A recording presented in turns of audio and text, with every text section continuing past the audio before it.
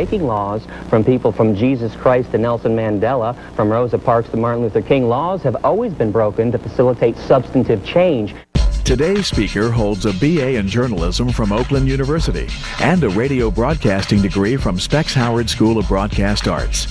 Gary Yourofsky has already experienced more than many people will ever want to in a lifetime. He's been arrested more than 10 times and spent 77 days in a maximum security detention center, all in the name of animal rights. Gary has lectured in hundreds of schools nationwide, including the University of Connecticut, Michigan State, and Bowling Green. Author Charlotte Montgomery even included a chapter about Gary in her book, Blood Relations. Please welcome National Lecturer Gary Yourofsky. All right, good afternoon, everybody. My name is Gary Yourofsky. Please take a moment and jot down my email address and my website in case you want to contact me later on. Today we're going to talk about the world's forgotten victims, animals, and the world's oldest and strongest addiction, meat. I'm going to challenge your belief systems today, so certain parts of the speech will be intense. But let me start with a quick disclaimer. I am not here to be your enemy. The views expressed today do not necessarily reflect the views of your professor or this institution. I am not trying to take you away from your religion. No religion mandates meat eating.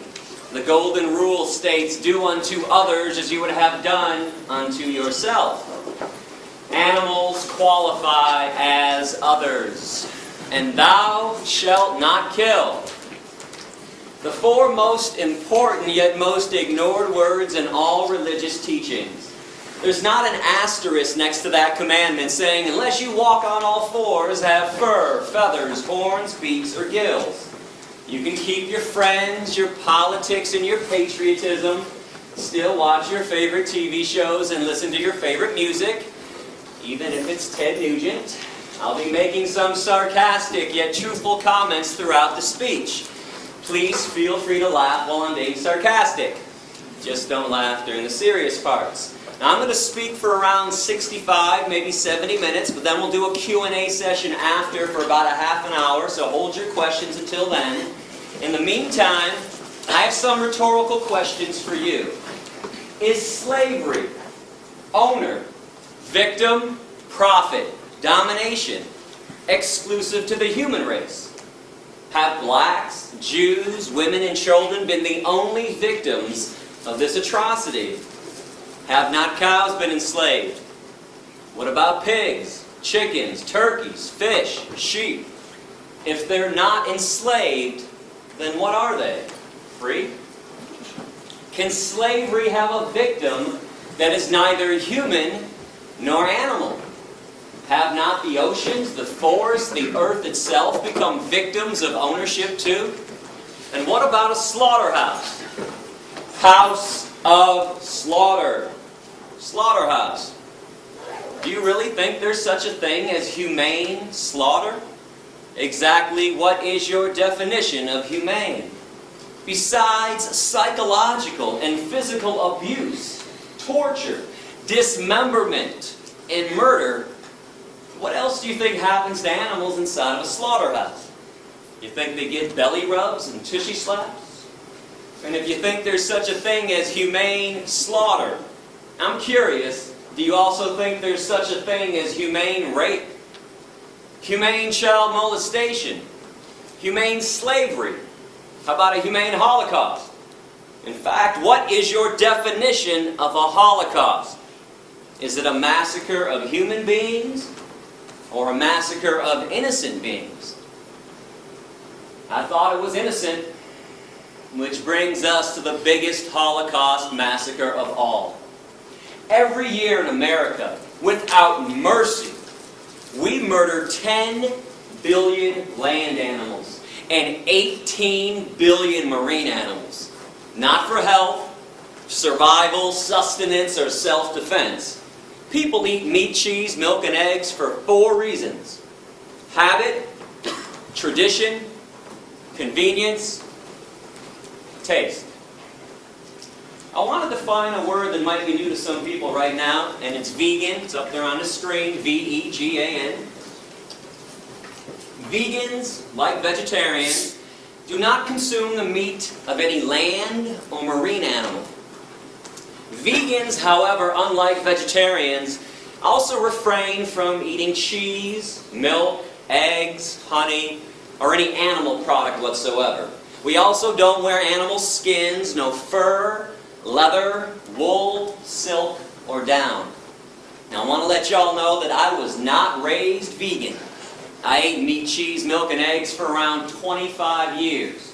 I used to wear leather shoes and belts and jackets like everyone else. In fact, around 20 years ago, I even owned a fur coat. Needless to say, I understand your lifestyle. It used to be mine. And for people involved in politics, let's get this out of the way right now. I am not a Democrat, an anarchist, or some hippie with a closet full of tie-dye shirts. I'm not a Republican, a socialist, or a fascist. I'm an activist. Root word is active. I've been banned from 5 countries so far and arrested 13 times for random acts of kindness and compassion on behalf of my animal brothers and sisters. If you want to read up about that, check out my website. And today, I would love to give you a chance to actually do something and truly get involved. Because I understand a lot of people want to get involved. Honestly, I do. But putting a coexist bumper sticker on your car, wearing a "What Would Jesus Do" bracelet, or sporting a peace and love and sunshine t-shirt, that is not getting involved. I understand that we're all on a journey in life. We all have different likes and dislikes, different nationalities and religions too. But there's one thing that we need to have in common with each other, and that's peace. Genuine compassion and genuine peace for our planetary companions. Contrary to political and religious dogma, animals do not belong to us. They are not commodities. They're not property, and they're not inanimate, stupid objects who can't think and feel. That Descartes Cartesian way of looking at animals like they're machines, it is outdated and, quite frankly, 100% insane. Because if we all understand that animals can use their eyes to see, ears to hear, noses to smell, mouths to eat, legs to walk, feathers to fly, fins to swim, genitalia to procreate, bowels to defecate, I'm always perplexed that most people don't believe that they can also use their brains to think, feel, be rational, be aware, and be self-aware. Am I supposed to believe that every body part on an animal functions just like it's supposed to? Except the brain? Those lies are thick. The propaganda from the animal abusers is enormous. I mean, when was the last time you turned on TV and saw a commercial for shiitake mushrooms? People singing and dancing down the streets, having a good time, eating mushrooms. How about alfalfa sprouts? Quinoa. It's a seed. Radishes. Raspberries. Tofu. You don't see that stuff advertised on TV. What do you see instead? Have some more meat. Have some more cheese. Have some more cheese on your meat. Meat, cheese, double cheese, extra cheese. And how about a little more cheese with your meat? Have some more cow's milk. Have some more eggs. And then what do you see interspersed between those advertisements? Not feeling so well? Need to see a cancer specialist? How about a heart doctor? Need some Lipitor, Zocor, Crestor, Plavix? Need some diet pills? How about some energy drinks? Some Kaopectate, Tums, Pepto-Bismol. You've been duped. They're killing you, they're killing the animals, and they're killing this planet. And those blinders are on nice and tightly. But if you give me an open mind today, that's all I ask for, an open mind, I'm going to take your blinders right off. My goal is simple. All I want to do is reconnect people with animals. Awaken some emotions and some feelings and some logic that has been buried and suppressed intentionally by our society. And the reason why I say reconnect, it's because each and every person in this room used to be a real animal rights person at one time, a true animal lover, and a real friend of the animal kingdom. And it's when we were kids. When we were young, when we were kids, man, we used to be in awe of animals. They used to make us laugh and giggle and smile. They made us pretty happy. And there was a time in our lives when we would do just about anything in the world to make them happy as well, to protect them from cruelty, or to at least acknowledge the cruelty they were receiving. I mean, if somebody was mean to an animal in front of us when we were little, we would have screamed and cried. And that's because we all used to understand right from wrong when it came to the treatment of animals, until somebody told us and taught us differently. You better believe somebody told us to ignore their suffering, to mock and excuse their pain and their misery, to make fun of their very existence.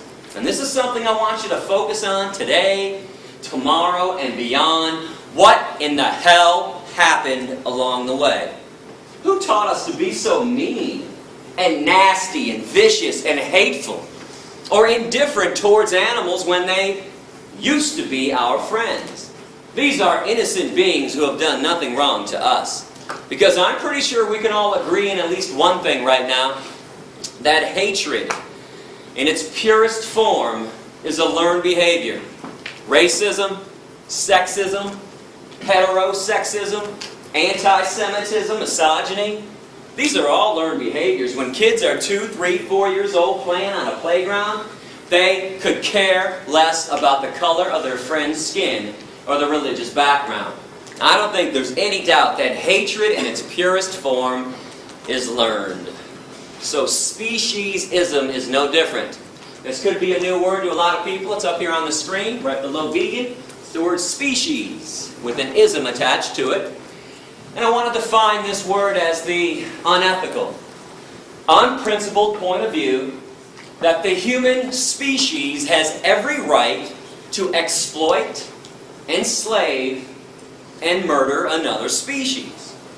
And all because we believe that our species is so more special, so more superior than the other ones. We're the only ones that count, and we're the only ones that matter. Now, correct me if I'm wrong, but that line of thinking, that thought process, that is the basis of all forms of discrimination. One group saying and thinking they're more special than everyone else, and they proceed to exploit them, oppress them, denying them their right to be free. They treat them like property. They enslave them in many cases, and in many other cases they murder them with premeditation and without penalty. And understand something essential about discrimination. It is never okay to be picking and choosing which forms of discrimination to be opposed to. Which ones to say are evil, racism, and which ones to say are okay, speciesism. Discrimination is evil on its foundation, or it's not. Cannot have this one both ways. It doesn't work like that. I want to ask you to use some empathy right now. And when I say empathy, what I'm saying is place yourself in the position of the animals and start to view this issue from the animal's point of view, from the victim's point of view.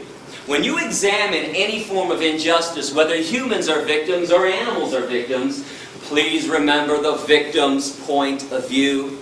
If you are not the victim, don't examine it entirely from your point of view, because when you're not the victim, it becomes pretty easy to rationalize and excuse cruelty, injustice, inequality, slavery, and even murder. But when you're the victim, things look a lot differently from that end. Now I want to show a graphic 4-minute video right now about what goes on inside of a slaughterhouse. I want to ask you not to turn away, not to close your eyes during this video.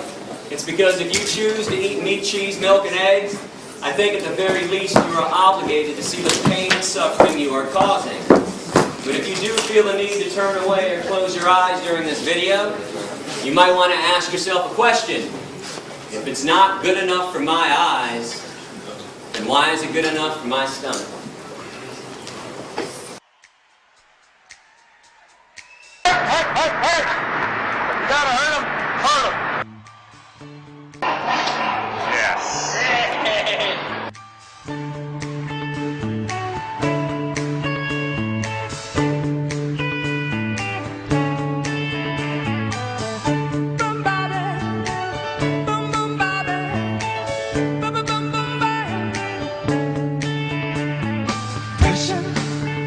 Pushing down on me, pressing down on you.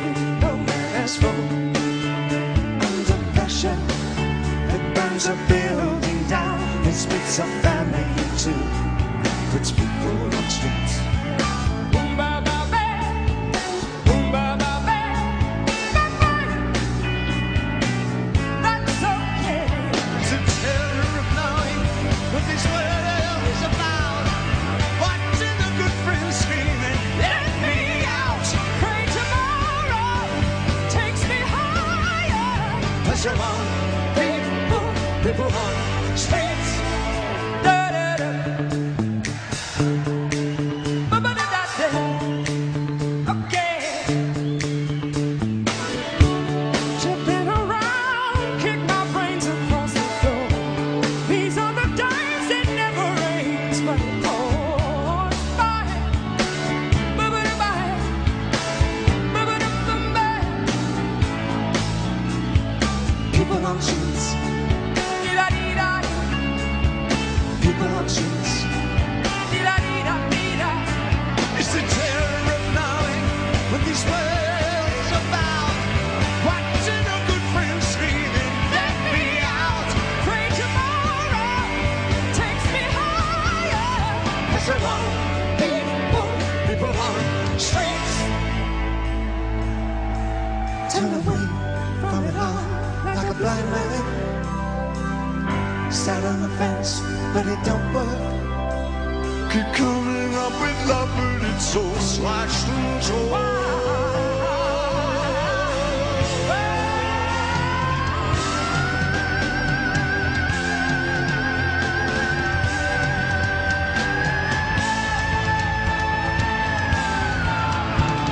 Insanity lasts under pressure.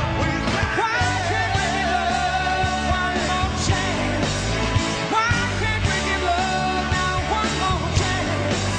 Why can't we give love, give love, give love, give love, give love, give love, give love? This love's such an old-fashioned word, and love dares you to care for the people on the edge of the night, and love dares you to change our way of caring about ourselves. This is our last dance.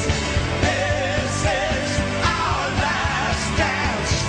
This is ourselves under pressure. Under pressure. Pressure.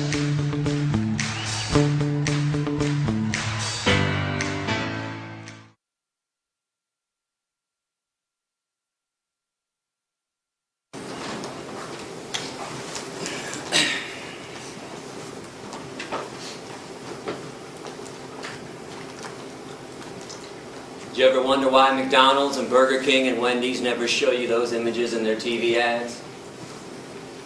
Instead, they show you smiling cartoon caricatures of animals singing and dancing and playing, lying to you, brainwashing you, programming you not to care about things you would normally care about, things that you used to care about. Right now, at this very moment, on American highways, there are no less than 5,000 concentration camp trucks. Trucks that we've constructed. Inside these trucks, there are living, terrified, innocent beings. Cows and pigs and chickens. These trucks are being driven to concentration camp slaughterhouses that we've carefully constructed all across America. When the trucks arrive, the animals are so frightened, they won't even get off the truck. They're not stupid. They know what's next. So people go on the trucks with electric prods and force them to walk down the chutes to their own death. Or if the animals are small enough to manhandle like chickens, we'll just grab them off the trucks and toss them inside. Inside, these innocent living beings are hanged upside down, fully conscious. In other words, they go in alive against their will and come out chopped up into hundreds of pieces. But you know what's more insane than that? Meat eaters. Walking around like their lifestyle isn't causing any harm. Like it's normal and natural to be consuming violence and death.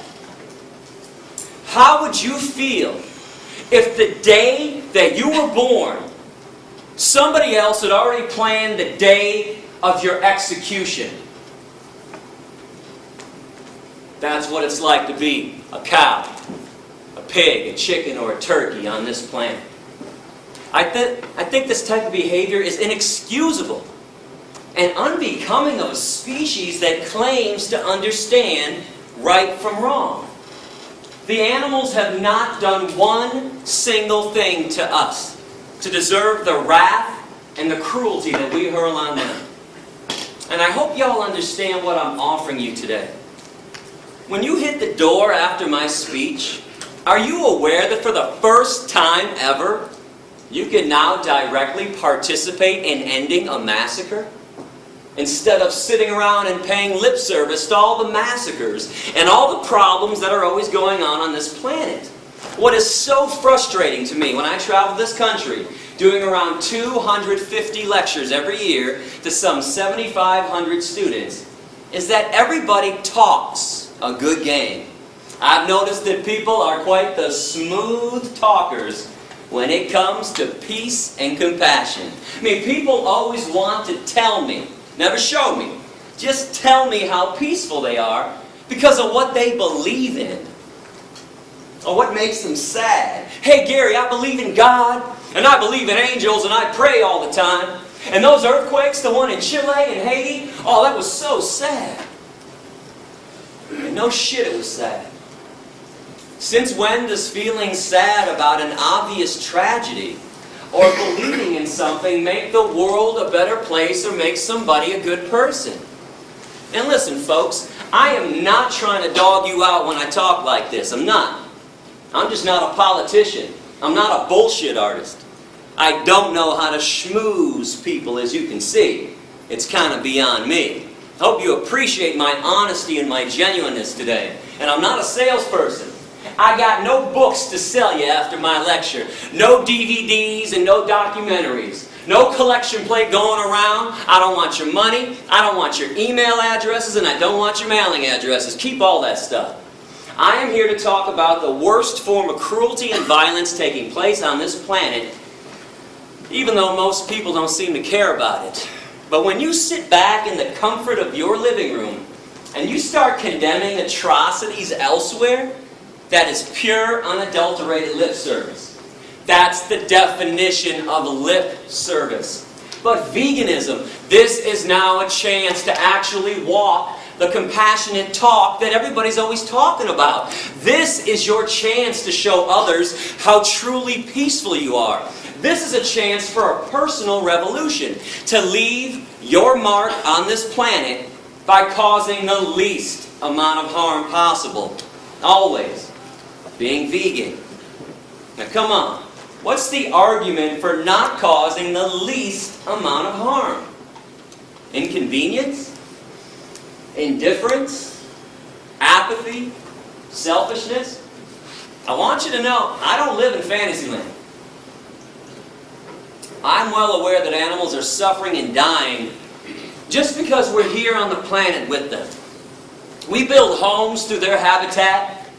We pollute their environment, destroy their habitat. Is there a reason we have to maximize the suffering and maximize the cruelty and the death that they already endure by eating them on top of it all? You want to talk about pouring salt into somebody else's wound. 98%, and I repeat this stat, 98% of animals who are abused and killed on this planet are abused and killed by the meat, dairy, and egg industries. This is where all the harm is taking place. And in America, from birth until death, each meat eater consumes around 3,000 land animals and thousands of other marine animals. Those are USDA stats. And I seem to think a lot of people eat animals because we've all been told that humans are carnivores, we're omnivores, we're meat eaters, and we're supposed to be doing this. Are you aware that physiologically, the human body is actually 100% herbivorous? Plant eaters. The length of our intestines are somewhere between 7 to 13 times the length of our torso, our trunk. That's the same length of all herbivore animal intestines on this planet. They're very long. But the length of the intestines on real meat eaters, hyenas, coyotes, bears, tigers, and lions, only 3 to 6 times the length of their torso. They have a short intestinal tract so they can push through quickly decaying and rotting animal flesh, animal protein, cholesterol, saturated fat, trans fatty acids, which is why it is impossible, I repeat, impossible for any genuine meat eater to ever clog their arteries. Never happens to a real meat eater. What's the #1 killer of humans who choose to eat meat, cheese, milk, and egg? Heart disease from clogged arteries, atherosclerosis. Humans and other herbivores, we sweat through our pores to cool ourselves. We don't pant like dogs and cats and lions to cool ourselves down. No claws on the human hand. Claws are a trademark of the carnivore and the omnivore. We have carbohydrate digestive enzymes in our saliva. Only herbivores possess that, meaning we're supposed to be eating tons of carbohydrates like fruits and vegetables. Our teeth, broad, short, blunt, flat, just like the teeth of other herbivores. And before somebody blurts out, "Hey Gary, what about these canines, dog?" Most of the herbivores have canines, incisors, and molars. It would not be possible for us to be eating hard fruit like apples without those teeth. Our lower jaw goes from side to side in a grinding, chewing motion like this. We grind and chew when we eat. If you grind and chew when you eat like you all do, you are an herbivore. The jaws of carnivores and omnivores can only go up and down, vertically, rip and swallow. There's no chewing, grinding, side-to-side action.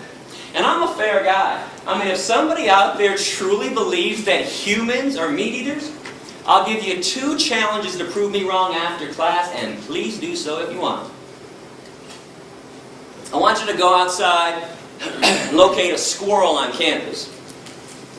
And when you spot that squirrel, put that carnivore speed into effect that everybody has and chase that squirrel down, pounce on him, and catch him in your mouth. No tools, no weapons, no cages. No one's allowed to be a cheater and a fake carnivore with this challenge. And when you are done killing the squirrel in your mouth, be my guest, eat the squirrel. Eyes, nose, face, toes, tail, anus, inner organs, blood, fur, and don't forget about the brains. You don't get to pick and choose which body parts you want to eat, and you don't get to cook it either. If people want to be real meat eaters, I'd love to see people eat raw flesh from the bone, down to the bone, with nothing left but the bones, day after day after day. And challenge number 2, find a 2-year-old child. Place the child in a crib. In the crib, put 2 things: a live bunny rabbit and an apple. If the child eats the bunny rabbit and plays with the apple, send me an email, would you? Let me know, because I'm going to come back and buy everyone in this room a brand new car if that happens. Benzes and Beamers, leather interior too. In fact, next time I'm at Georgia Tech, if that happens, I will eat a steak sandwich in front of everybody, chase it down with a chili dog with extra cheese, a bucket of ice cream, and a bag of beef jerky too. And I'll take the jerky and I'll dip it in the ice cream and eat it like that. Now I would not hold my breath on these promises, not that I won't fulfill them, I'm a man of my word, but those things cannot and will not be happening because humans also possess 0 carnivorous instincts. 0 omnivorous instincts when we're born young and growing up. We're all born vegan. We just acquire a taste for meat, cheese, milk, and eggs after they're forced down our throats during childhood. Now, all I'm asking you to do is something normal and natural anyways. Eat what comes from the earth. Every vitamin, mineral, and nutrient that exists, protein, calcium, iron, potassium, all the B vitamins, they have an original source and it ain't the animals. You are aware that people eat animals after the animals have already eaten from the earth. People eat cows after the cows eat up the grass, some of the soil. Then we ship them to a feedlot, feed them most of our corn, wheat, oats, and soy. Then we take more of the corn, wheat, oats, and soy, shove it down the throats of pigs and chickens and turkeys. Stop filtering your nutrients through somebody else's body. It's illogical and irrational. Go to those sources directly. Fruits, vegetables, nuts, seeds, grains, legumes. These things cannot harm you, cannot cause a disease, and more importantly, they harm no one else in the process. But when we consume what walks, what flies, and what swims, that is abnormal. Where does everybody think diseases come from? Broccoli? Asparagus, kale, collard greens, blueberries, raspberries, strawberries, peaches, nectarines, grapes, bananas, avocados, onions, tomatoes, cucumbers, spinach. And in case anyone's wondering about those pesky little E. coli salmonella contaminations a couple times a year with the vegetables, let's keep in mind the one and only source of E. coli and salmonella: shit. Human shit or animal shit. Spinach doesn't shit. Broccoli doesn't shit. Peanuts don't shit. Let's stop blaming the plant products when there's an E. coli salmonella contamination. That's the fault of a meat-eating society. Why? Well, meat eaters want billions of land animals to eat, so we have to mass produce billions of land animals. Keep in mind, this has nothing to do with God, nothing to do with evolution anymore. This is a business. This is Smithfield, ConAgra, Purdue, Tyson, McDonald's, Burger King, Wendy's, KFC. That's why we have animal agriculture classes in college. So when we mass produce billions of land animals, they have trillions of tons of manure. That stuff gets in the waterways, and then there's runoff onto the crops, or they're putting feces, contaminated water, directly onto the crops.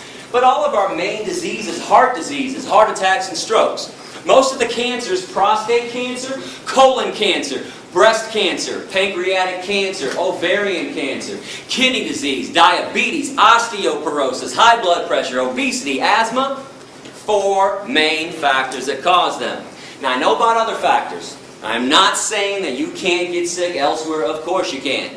Smoking, drinking, stress, chemicals in the environment, high fructose corn syrup, Twinkies. I know about the other things that can lead to an ailment, but the 4 main factors are found inside of meat, cheese, milk, and eggs. Cholesterol, saturated fat, trans fatty acids, animal protein. And I repeat that last one that nobody wants to hear about: animal protein. But when you go vegan, did you know that you eliminate cholesterol entirely from your diet? You can only get cholesterol from meat, cheese, milk, and eggs. And your body makes cholesterol on its own. That's the only such thing as good cholesterol. If you bring it in from an outside source, it's automatically bad cholesterol. You can take out around 95% of saturated fat when you go vegan, and you can take out all the naturally occurring trans fatty acids too. Keep this in mind: between 2 to 9% of all meat and all dairy naturally comprised of trans fatty acids. And you can obviously take out all of animal protein. Now, animal protein is way too acidic for the human body.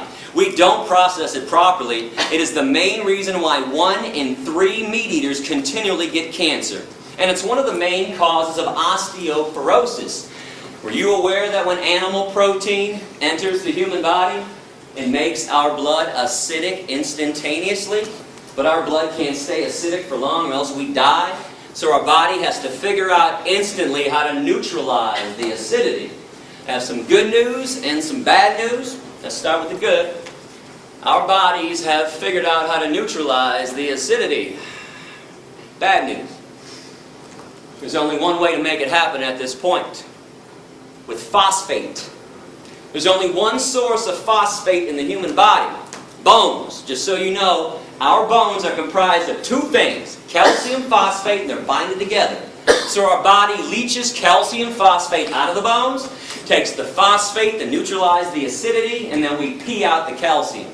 This is why every single epidemiological study, those are the ones done on human populations, every single one shows that societies that consume the most amount of animal protein have the worst rates of osteoporosis, bone fractures, and cancers. While societies that consume little to no animal protein, the vegan and vegetarian ones, Hindus, Buddhists, Jains, Rastafarians, Seventh-day Adventists, have little to no rates of osteoporosis, bone fractures, and cancers. And so we don't get into a debate during Q&A about different medical studies that are out there.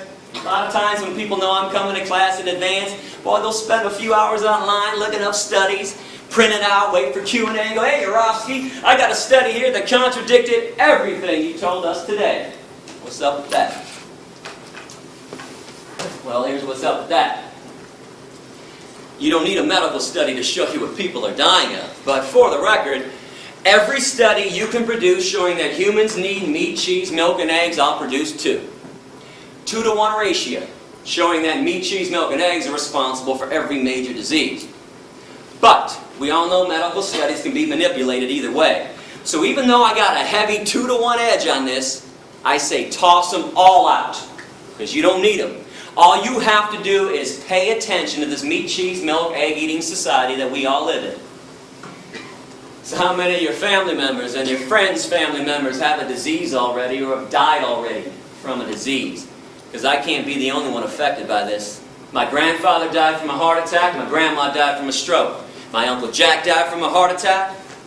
And last October, on the 15th, I got a call around midnight that my father had just died from a heart attack. My mom, she's got asthma. My stepdad's got heart disease so badly he takes 7 pills for breakfast. My best friend Darren, 4 of his aunts and uncles have died from diabetes. His ex-girlfriend Rita has breast cancer at 40 and she's dying. Just found out a few months ago that his current girlfriend Dion has ovarian cancer. And yesterday my girlfriend just found out that her father has prostate cancer. What's the one thing we all have in common with each other besides the air we breathe and the water we drink? Meat, cheese, milk, and eggs. Animal products all day long. And I know you can blame some of the cancers on environmental pollution. There's no doubt about that. But how are you going to blame heart attacks and strokes on environmental pollution? And diabetes, osteoporosis, obesity.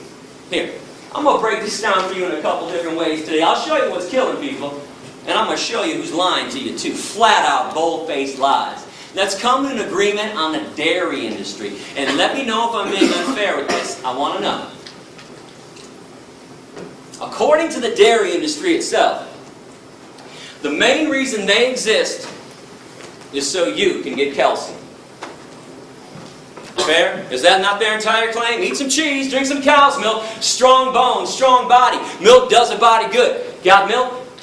Check it out with the USDA. In America, we consume the most amount of dairy on the planet. Right here, you can't even get a sandwich anymore without cheese. We put cheese in every nook and every cranny of every single food item. We put it inside the pizza crust now. We put cheese on top of salads too. You can't even get salad anymore without cheese.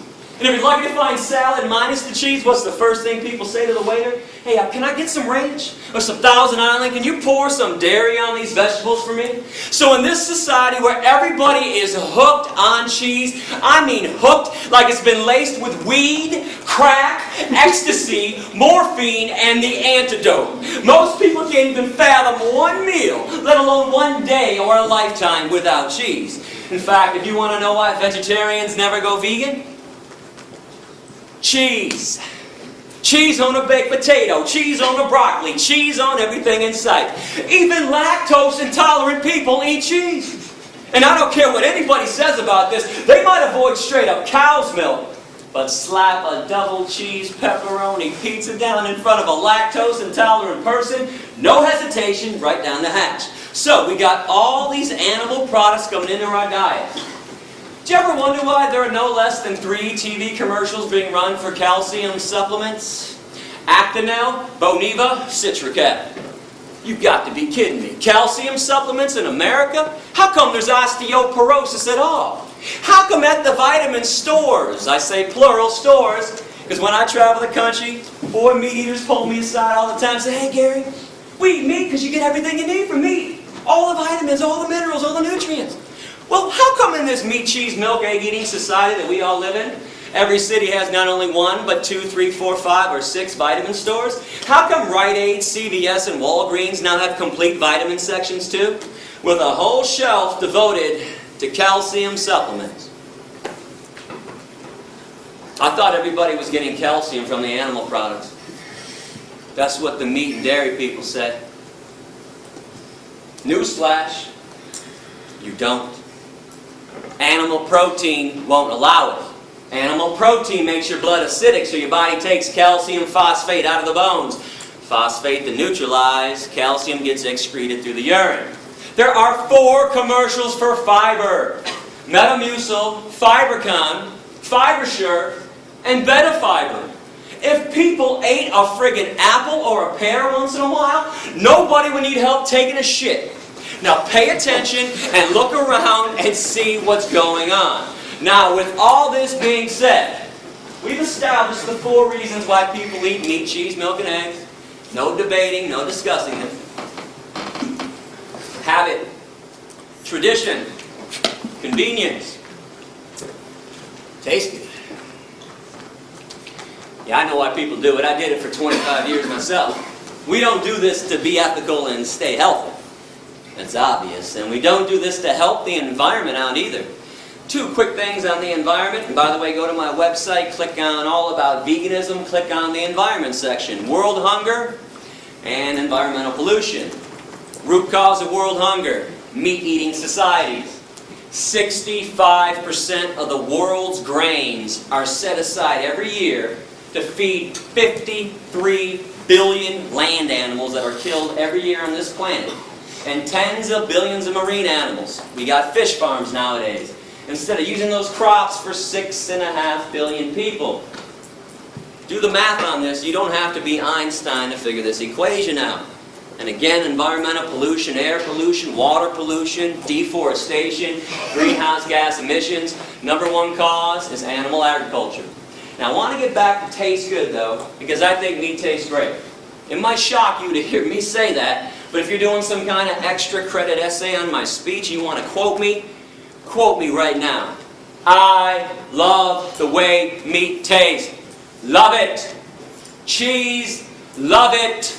Cow's milk and eggs, love it. Guilty as charged. I did not stop eating this stuff because of a taste issue. I stopped for ethics, morality, decency, compassion to the animals that I share this planet with. But here's the coolest thing about being vegan in this day and age. It's never been easier. You can have the same smell, taste, and texture of meat, cheese, and milk without it. Nobody has to suffer and die for dinner anymore, including you. They make all the products you like to eat in a vegan version. They make it from soy and wheat and rice and hemp. I want to show you some of the products that are out there, and I'm not receiving compensation from these companies. These are my selections of best tasting mock meat. I'm going to put them up on the screen so we can all see it clearly. You guys like bacon? Light Life, smart bacon. Bacon made from soy. This company, Light Life, also makes smoky tempeh bacon. Now, tempeh is a fermented version of soy, so it tastes a little different than the other stuff, but keep in mind, I would not recommend products to you if they didn't taste fantastic. I am trying to win you over, so you go veg. I'm not showing you every product we have. Some of our products suck. I'm showing you the best of the best. And when I say some of our products suck, don't act like there aren't shitty Chinese restaurants, nasty pizza places, and disgusting hamburger joints, okay? It works both ways. If it's made great, no matter what it is, it tastes great. If not, it's going to stink. Light Life also has soy chicken strips and steak strips as well. They also have a full line of deli meats. Turkey, bologna, and ham, and you cannot tell the difference by sight, taste, or texture. A small company called Melissa's has chorizo, vegan chorizo. Energy bars, like Cliff bars, Luna bars, and a new bar just came out called Pro Bar. Might not have seen that one yet. They're all vegan, and many other companies have a vegan energy bar as well. Now remember, when you go veg, you don't give up anything.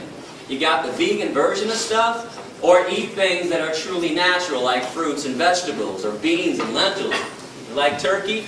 We got you covered. My favorite product, tofurkey. Tofu turkey, stuffing on the inside. Looks, smells, and tastes like turkey. Got to slice it with a knife. But guess what? No turkey had to suffer and die for this. Tofurkey also has tofurkey slices. 6 different flavors of tofurkey slices. Tofurkey also has tempeh strips. Remember I talked about the fake and bacon with Light Life tempeh? So they have some tempeh products too. Tofurkey also has Italian sausage, beer brats, and there seems to be an addiction in our society for beef jerky. I don't know what the hell is going on with everybody's taste buds. Everybody's lost their minds, but we got you covered. Tofurkey jerky. Anything you're looking for, we've got that stuff veganized. And many other companies have a vegan jerky as well. The absolute best company on the market right now is It's All Good Gardein Protein. That is 1 of their chicken dishes. That is 2 of their chicken dishes. 3 chicken dishes. They have more chicken dishes. They have steak dishes. And they just came out a few months ago with buffalo wings as well. Trader Joe's, that grocery chain, they want to compete now in the soy meat industry. They made their own brand of soy chicken and soy steak strips. There's a company called Vegetarian Plus, and they have vegan citrus spare ribs. And Garden Burger has had riblets, mock ribs, for over 10 years. I can't tell you how many of my meat-eating friends and family members I flat out fooled with this stuff. And this company also has shrimp, kung pao chicken, orange chicken, and tuna rolls as well. Now I mentioned wheat meat earlier. I don't think people really understand what it is. There's actually a name for it. It's called seitan. Not Satan, seitan. I want to give this stuff a try too. And they now have flavored seitan on the market too, by Upton's, ground beef style, chorizo style, and they also have an Italian sausage flavor as well. Some other favorite companies, Nate's Meatless Meatballs. Now I know you guys have seen veggie burgers before, probably Boca. But if you don't like Boca, good news, there's Amy's, Morningstar Farms, Dr. Prager's, Sunshine Burgers, and Garden Burger, all the different taste and texture.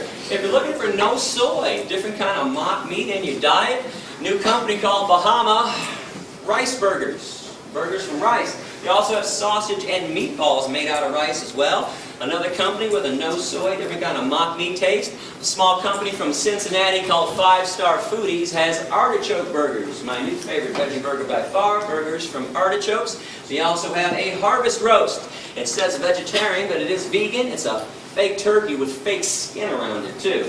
Now Amy's is on the market. I know you've seen her stuff. She's got a ton of stuff, but keep in mind most of her stuff is only vegetarian. Still has eggs and cheese and other animal byproducts in there, but one of her vegan stuff, tofu scramblers, a fake egg, a Hot Pocket that actually tastes good and it's good for you too. Amy's also has rice macaroni with diet cheese, a brand new vegan cheese on the market, diet cheese, which you can find in Whole Foods right now. Comes in 2 different flavors.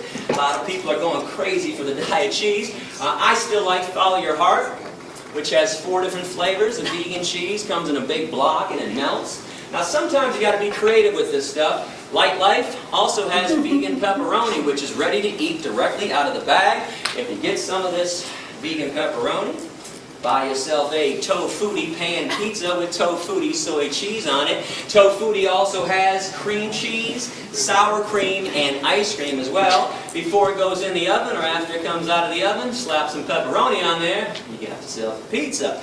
Remember, there's soy milk and rice milk, almond milk, hemp milk, coconut milk, oat milk, hazelnut milk, 7 vegan milks on the market. There's soy ice cream, rice ice cream, almond ice cream, and coconut milk ice cream and ice cream bars by So Delicious. And let me just say this, you have never in your life had ice cream till you've had the coconut milk ice cream by So Delicious. If you go to my website and click on Veg Shopping Guide, I have taste tested everything for you in advance. Check out the brand names I recommend. I can assure you I eat nothing nasty. And what about ethnic food, Indian food, Middle Eastern food, Mexican food? Plenty of veggie options there. Italian food, pasta and spaghetti. And real pasta, real spaghetti, just like bread, never requires animal products. Now, unfortunately, we've defiled these products, so you always have to ask or check out the ingredient list. But every Italian joint has at least 1,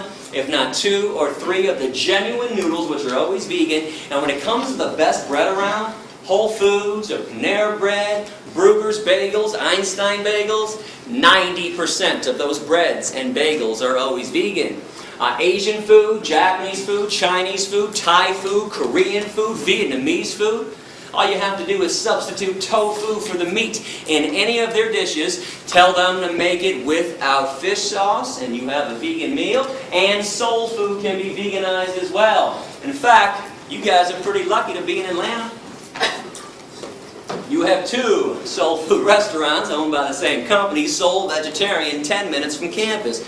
Vegan mac and cheese, collard greens, yams. They have something called a kale bone sandwich, which is a fake roast beef sandwich with cheese dripping off of it too. You gotta check out Soul Vegetarian. And don't think I don't watch your faces when I'm up here. How come when I talk about mock meat, I always catch a handful of people in every crowd, and we got a big crowd today, so I stopped counting at about 8 or 9. How come there's always a handful of people that wrinkle up their noses, make big wide eyes, and start glancing at the people next to them across the aisle like, soy chicken, is this guy crazy? Soy bacon, he must be out of his mind. How come this stuff that is made of soy, wheat, vegetables, grains, and spices, no chemicals, contrary to the lies being spread about these products by the meat and dairy industries, how come this stuff is considered gross to most people, but meat's got 5 components. Let me break it down for you. Blood, flesh, veins, muscles, and tendons. The cut-up corpse of a dismembered body. How does meat not qualify as gross and disgusting to everybody? How in the world is a beverage, a liquid that oozes out of the udders of cows, a secretion that drips from the mammary glands of another being, that's loaded with pus, by the way? Oh yeah, let me tell you about the pus in your cow milk. It'd be my pleasure. When you hook machines up to the udders of cows 3 times a day to suck them dry, those machines cause massive amounts of infections on the inside and outside of the udder. Now let's add all the bovine growth hormone they put in cows to make sure they produce huge quantities of milk, which always leads to another infection. The machine doesn't know what not to suck out. Pus, mucus, and infections right in with your milk, and yeah, milk is pasteurized.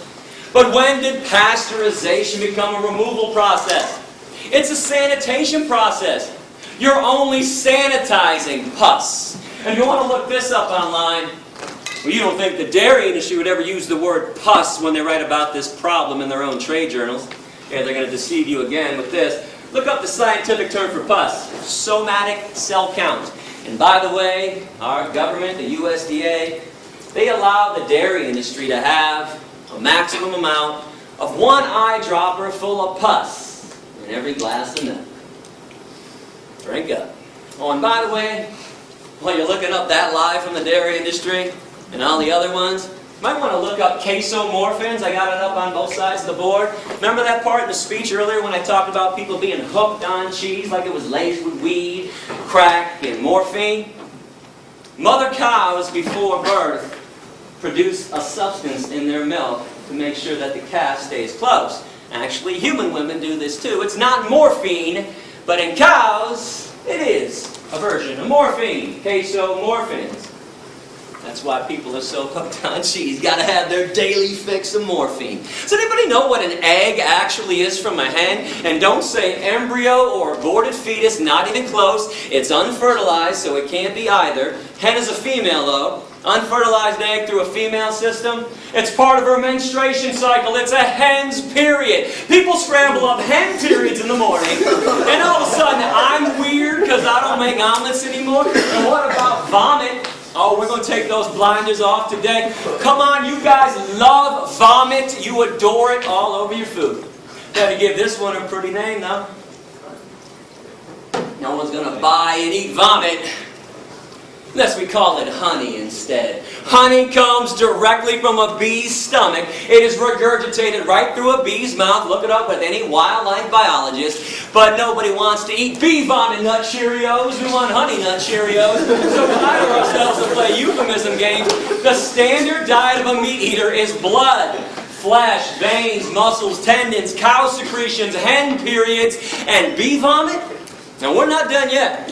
I am not going to let you off that easy while I got you here today. You know, we top this all off, in my opinion, because every November, during that certain holiday people love so much, people take a dead turkey, open up the dead turkey's ass, or carve out a really big hole in their ass, take some stuffing and shove it inside their dead empty ass, and use their little dead ass as an oven to bake some bread. Somebody else's dead, empty, bacteria-laden ass to make bread?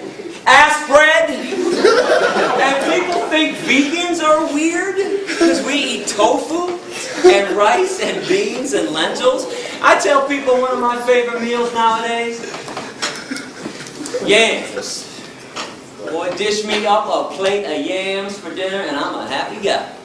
I know how most people are though. I tell them this, they're like, but you just eat yams for dinner? I don't know, man, it's kind of weird. Okay. But somebody else's rib cage sitting on your plate isn't weird, doesn't make you think twice. Severed legs, sliced up thighs, and mutilated breasts sitting on your plate doesn't make you think twice. And you want to know why?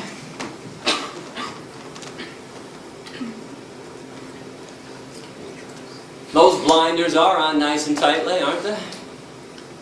And I bet most of you were perturbed at me when the speech began and I accused everybody of having blinders on.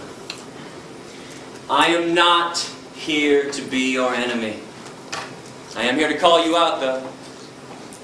You might have had a pretty good excuse before I got here of being uninformed and misinformed. Okay. That's fair. Honestly, well, I was the same way for a long time. I'm kind of curious, though.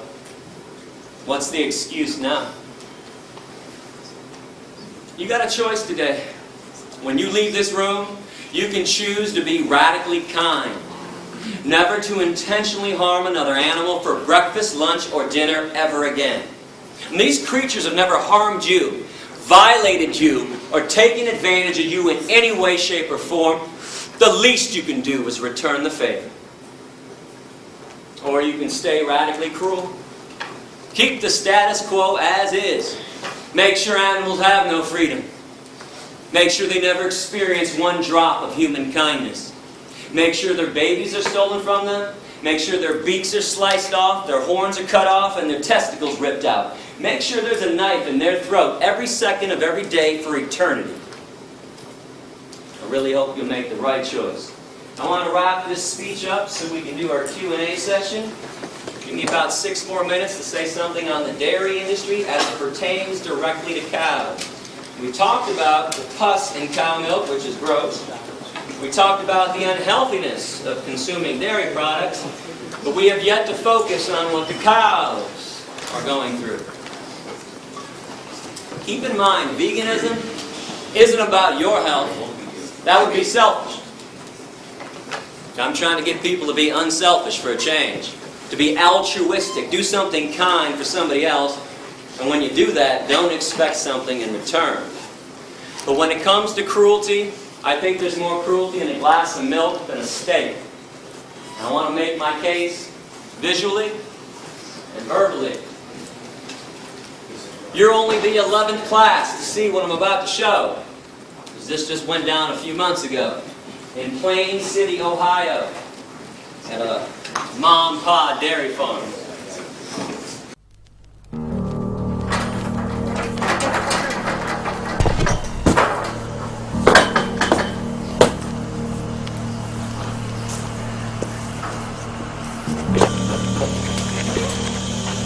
There we go, yeah.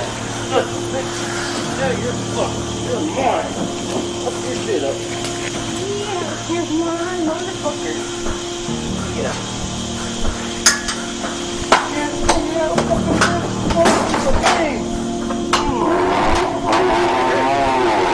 Alright, hurts the worst you've ever felt.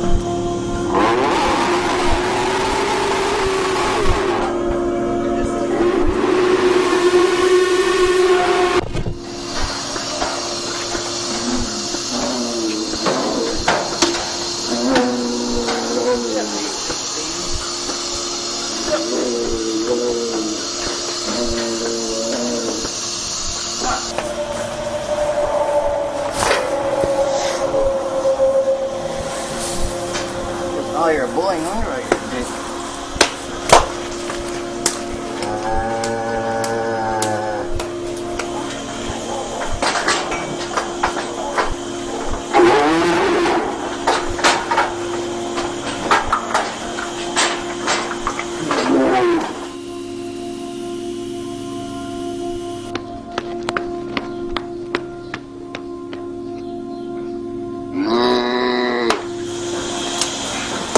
holy shit, you just break a tail? Stand the fuck still, fucker. When I get going, it's just like, oh, this feels good. We'll keep fucking it. Come on, get your head out of there. We beat the fuck out of this cow. We stabbed her, broke her tail, kept stabbing her ass, beat her. Next day, Gary said we're gonna send her a beef because she had mastitis on her. Couldn't get her in the parlor. We beat the fuck. I mean, I drugged that cow to a barn baby and I beat that fucker till her face was like this big around.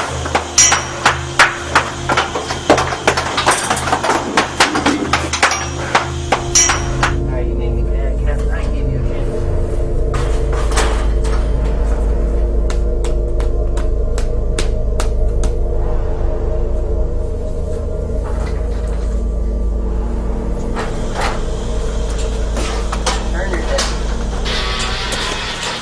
Turn your head, fucker.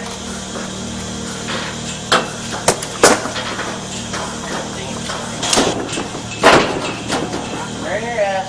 Turn your ass. Come on. Oh. Fucking tired of this cat.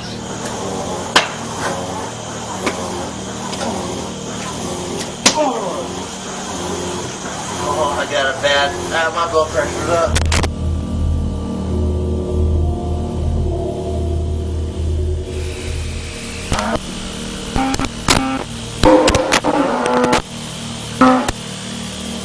If I don't think they're feeling any pain, I just keep going until the cow's like, oh. I'm like, yeah, that's better.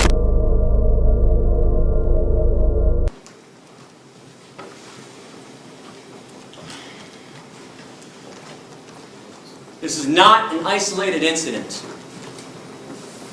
Don't for 1 minute think that this is an isolated incident. This is how slaves are treated. You don't really think that slaves get treated nicely, do you? You really think white people were nice when they shipped black people over here on ships? You don't think Nazis were nice when they walked Jews and gypsies into the gas chambers, do you? And this happens because you want to buy those products. Yeah, that guy's a scumbag for doing that. But he's doing that because you want to eat what comes out of her body. And enough already. You're not a caveman and you're not a cavewoman anymore. Stop acting like Neanderthals. This is 2010. Give it up. It's not cute and it's not funny. Because animals are being abused. It is not your right And it's not your freedom to do this to them. You don't get to have freedom when somebody else doesn't. That's a violation. And if you wonder why vegans get so upset sometimes, like I am right now, you just saw some of it. Every time we show up at a farm, somebody's punching, kicking, and stabbing somebody. And something else that I'm curious about, how come when I show videos like this of people punching and kicking animals, people are more upset with that than when they shove a knife in their throat? So even if you find a farm where they're not punching and kicking, when they shove a knife in their throat or put a bullet between their eyes, how is that not cruelty? Did you know that 90% of hamburger meat in America comes from the dairy industry? When cows no longer give huge amounts of milk after 3 to 7 years, slaughterhouse, no exceptions. If ever given a chance, cows can live to be 18 to 25. And cows are like all female mammals. I am not trying to talk down to you when I speak about animal issues. It's just that people don't think that animals go through the same things, the same emotions that you go through, that we all go through. In order for a female mammal to give milk, she has to be pregnant. Every year, every cow on every dairy farm is raped. A long steel device shoved in their vaginas to inject them with bull semen, or sometimes they use a bare hand. This forces the milk flow. And after she gives birth, babies are stolen. And let me tell you something, the worst scream I have ever heard, and I've heard them all firsthand. When I started finding out about this stuff, a little over 15 years ago, I was like everybody else. I didn't believe it was that bad. I thought everybody was exaggerating. But unlike everybody else who just blows it aside, brushes it off, I actually went to see what was going on. I spent 6 weeks at Thornapple Valley Pig Slaughterhouse in Detroit in 1993. I broke into animal research laboratories. I broke into fur farms. I went behind the scenes of every circus and every rodeo that ever came through Michigan. Worst scream I've ever heard. A mother cow on a dairy farm, as she screams and bellows her lungs out day after day for her stolen baby to be given back to her. And I can only imagine the same scream every woman in this room would make if somebody held you down after birth and stole your newborn baby from you. And why did they take babies away from their moms? Well, the dairy industry can't have little babies sucking up all that milk that was meant for them when they'd rather sell it to you instead. Every time you have a glass of cow milk, some calf is not. And mother cows make milk for one reason anyways. During Q&A we're about to have, you can ask me whatever you want. I'm no politician. Bring up anything. If you went online before I got here, saw my radical essays that got me kicked out of countries, bring them up. There's one question. I will not entertain them. You cannot ask me why cows make milk, thus if it's good for us. Shouldn't we be feeding it to our kids, Gary? Shouldn't we be having it? Nature took care of this one at the beginning of time. Cows make milk for their babies and for their babies alone. Case is closed forever, permanently. No debate, no discussion. They don't make milk for baby elephants, baby orangutans, baby hedgehogs, baby rabbits, baby rats, baby humans, adolescent humans, or adult humans. This body of ours has absolutely no need for cow milk, like it has absolutely no need for giraffe milk. And zebra milk and rhinoceros milk, hippopotamus milk, camel milk, deer milk, antelope milk, horse milk, pig milk, dog milk, or cat milk. The only milk that we ever need is our own mother's breast milk when we're born. That's it. And when we're done weaning, we never need one drop of milk ever again. No species on this planet needs milk after they're done weaning. But if you want to include some kind of milk in your diet like I do, let me reiterate the good news. Soy milk, rice milk, almond milk, hemp milk, coconut milk, oat milk, hazelnut milk. I promise you will like one of those 7 vegan milks. Remember, when you go veg, you don't give up anything. You got the vegan version of stuff, or eat things that are truly natural like fruits and vegetables, beans and lentils and seeds. I want to thank everybody for listening with an open mind. I do appreciate that.